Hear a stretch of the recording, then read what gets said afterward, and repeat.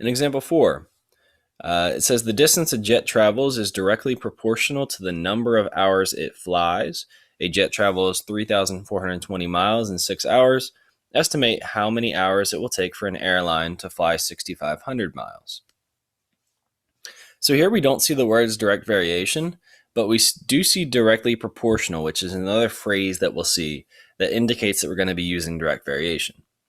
So I've identified directly proportional in my sentence. I look before that and I see the distance is going to be my y, and after that, the number of hours is going to be my x.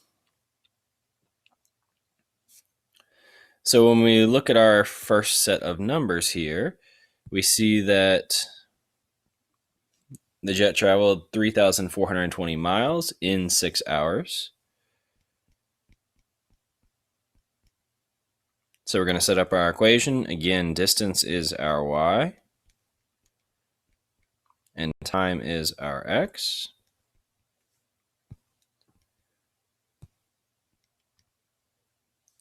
Solve for k by dividing by 6 on both sides. And we should come up with 570 for our value of k. So then we know that our constant is 570. Again, if we're thinking about the context of that number, we took the miles divided by the hours. So basically this is telling us that our jet is traveling at 570 miles per hour. So if we go back in and modify our equation, knowing that k is 570, we have y equals 570x. We are looking now for how long it will take to fly 6,500 miles. So that's going to be our y value. We're going to divide by 570.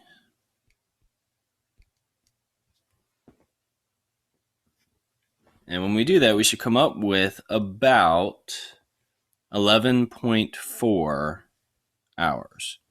Now we are going to go ahead and round here because we are dealing with a real world type of situation, and leaving that as a fraction really wouldn't make any sense.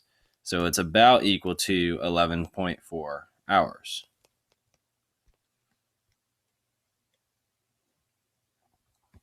So one thing to keep in mind with direct variation problems, with any of these, when we're dealing with these problems, we want to make sure that our answer simply makes sense. So that, remember, as one goes up, the other must go up as well. They're going in the same direction.